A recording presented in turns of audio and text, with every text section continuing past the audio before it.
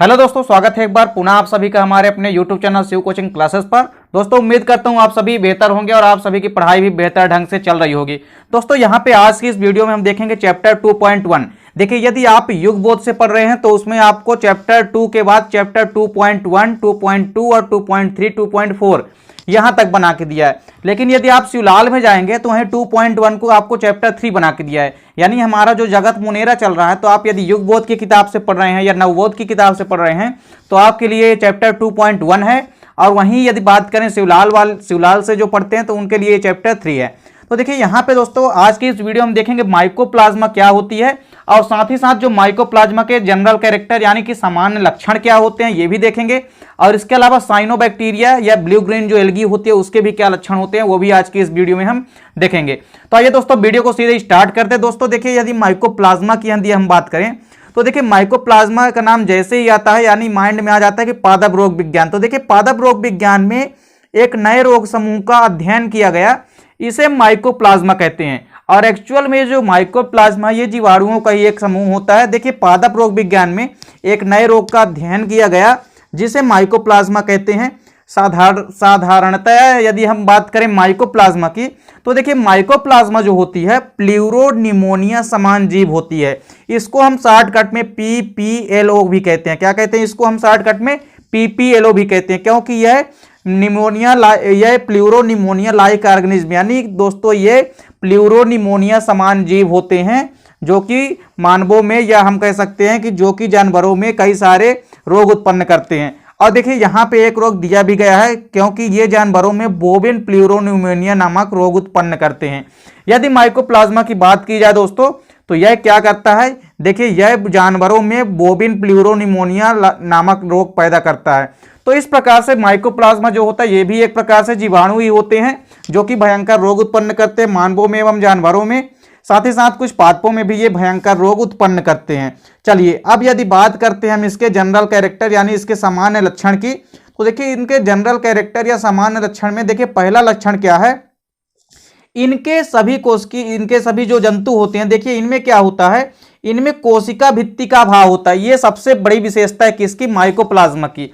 देखिए माइकोप्लाज्मा की ये सबसे बड़ी विशेषता है कि इनकी जो कोशिका भित्ति होती है यानी इनकी जो सेल वॉल होती है उनमें क्या होता है, सेल वॉल जो है उसका अभाव होता है। इनके कोशिका में कोशिका भित्ति का क्या होता है? माइकोप्लाज्मा में अभाव होता है, यानी सेल वॉल किसी प्रकार से प्रेजेंट नहीं होती है। अब देखिए यदि सेल वॉल जब प्रेजेंट नहीं होती है जिसके कारण इनकी आकृति जो है अनिश्चित हो जाती है। अब हमको पता है कि जो कोशिका भित्ति होती है वो सेल को एक निश्चित आकार प्रदान करती है। तो अब कोशिका भित्ति के अभाव के कारण या कोशिका भित्ति के ना होने के कारण ही इनकी आकृति अनिश्चित होती है, यानी ये कई सारे रूप को दर्शाती है। इस प्रकार से ये बहुरूपता प्रदर्शित करती है और इस प्रकार बहुरूपता प्रदर्शित करने के कारण ही माइकोप्लाज्मा को हम पादप जगत का उभयचर भी कहते हैं या जोकर ऑफ प्लांट किंगडम भी कहते हैं, क्योंकि इसको हम पादप जगत का क्या कहते हैं? जोकर कहते हैं। क्यों कहते हैं? क्योंकि ये कई सारे बहुरूप दर्शाती है, क्योंकि इनमें कोशिका भित्ति नहीं होती है जिस कारण से इनकी आकृति अनिश्चित हो जाती है। ना तो वो गोलाकार रह पाती है और ना ही बेलनाकार, इनकी आकृति में चेंजेस होते रहते हैं। इस प्रकार से ये कई सारी आकृति को दर्शाती है। यही कारण है कि माइकोप्लाज्मा को पादप जगत का जोकर भी कहा जाता है या पादप जगत का विदूषक भी कहते हैं। तो चलिए यहाँ पे पहला यहाँ पे लक्षण आपको समझ में आ गया होगा कि इनमें कोशिका भित्ति का अभाव होता है जिसके कारण इनकी आकृति अनिश्चित होती है और ये बहुरूपता प्रदर्शित करते हैं। चलिए अब यदि हम बात करें यहाँ पे दूसरे लक्षण की, तो देखिए दूसरा लक्षण क्या होता है इनमें, ये मृतोपजीवी या सैप्रोफाइट होते हैं। ये मृतोपजीवी या साथ ही साथ परजीवी भी हो सकते हैं। देखिए मृतोपजीवी या सैप्रोफाइट, इसके अलावा ये परजीवी या पैरासाइट भी होते हैं तथा पादपों एवं जंतुओं में भयंकर रोग उत्पन्न करते हैं। देखिए यहाँ पे एक चीज और आपको याद रखना है, ये जो माइकोप्लाज्मा है पहली बात तो ये सैप्रोफाइट होते हैं यानी मृतोपजीवी होते हैं, साथ ही साथ कुछ पैरासाइट या परजीवी होते हैं और ये पादपों एवं जंतुओं में भयंकर रोग उत्पन्न करते हैं। ये दूसरा लक्षण है किनका? माइकोप्लाज्मा का। चलिए इसके बाद यदि हम बात करें माइकोप्लाज्मा में, यहाँ पे देखिए तीसरा लक्षण क्या है। देखिए इनके अंदर यदि हम बात करें तो इनके अंदर डीएनए तथा राइबोसोम पाए जाते हैं। देखिए इनके अंदर डीएनए आरएनए ये तो मुख्य रूप से अनुवांशिक पदार्थ होते हैं, तो डीएनए और आरएनए, साथ ही साथ इनमें क्या पाया जाता है, राइबोसोम पाया जाता है, जो कि प्रोटीन सिंथेसिस में क्या करता है, मदद करता है। तो इसके अंदर डीएनए, आरएनए तथा राइबोसोम भी पाए जाते हैं। चलिए इसके बाद चौथा यहाँ पे महत्वपूर्ण लक्षण क्या है कि इनमें कोशिका भित्ति के स्थान पर त्रिस्तरीय प्लाज्मा झिल्ली पाई जाती है। देखिए ये बहुत इंपॉर्टेंट कैरेक्टर है इसकी कि इनमें कोशिका भित्ति तो एब्सेंट होती है, लेकिन कोशिका भित्ति की जगह पर यहाँ पे एक त्रिस्तरीय यानी कि 3 लेयर्ड प्लाज्मा मेम्ब्रेन प्रेजेंट होती है। यदि हम बात करें माइकोप्लाज्मा में तो सेल वॉल क्या होती है, एब्सेंट होती है, और सेल वॉल की जगह में क्या पाया जाता है, एक त्रिस्तरीय यहाँ पे त्रिस्तरीय प्लाज्मा झिल्ली पाई जाती है। तो देखिए दोस्तों यहाँ पे माइकोप्लाज्मा और माइकोप्लाज्मा के जो भी सामान्य लक्षण थे उसको हमने देख लिया। चलिए अब इसके बाद हम यहाँ पे कुछ साइनोबैक्टीरिया के बारे में भी जो सामान्य लक्षण हैं ये भी कभी कभी पेपर में पूछे जाते हैं। तो साइनोबैक्टीरिया के जो भी सामान्य लक्षण हैं उसको भी यहाँ पे हम आज की इस वीडियो में देखेंगे।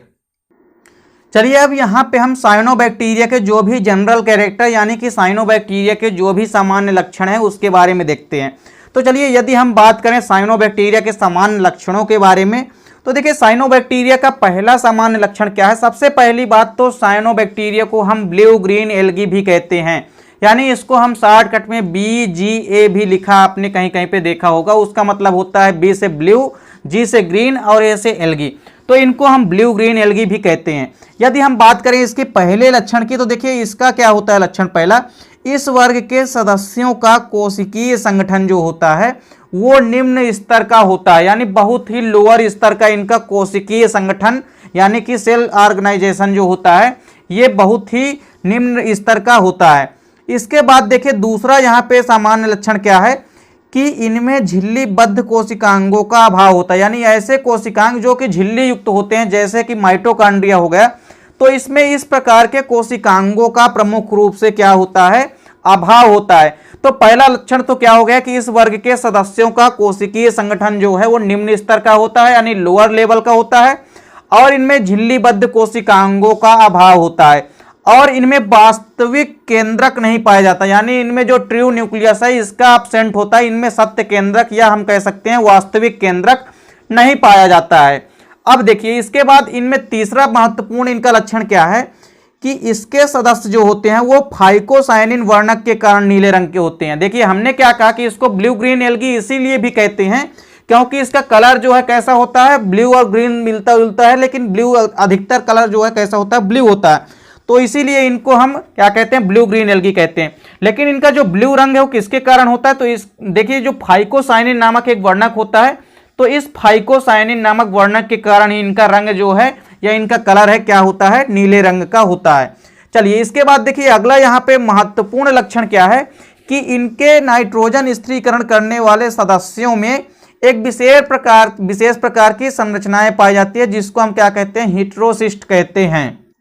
तो इनमें नाइट्रोजन स्थिरीकरण करने के लिए कुछ विशेष सदस्य होते हैं जो कि क्या करते हैं, इनमें एक विशिष्ट संरचनाएं पाई जाती है जो नाइट्रोजन का स्थिरीकरण करती है जिसको हम हेटेरोसिस्ट कहते हैं। हेटेरोसिस्ट नामक इसमें एक अतिरिक्त संरचना पाई जाती है जिसके कारण ये नाइट्रोजन का स्थिरीकरण करते हैं और भूमि की उर्वरा शक्ति को बढ़ाते हैं, यानी नाइट्रोजन का सीधी सी बात है ये नाइट्रोजन का फिक्सेशन करते हैं।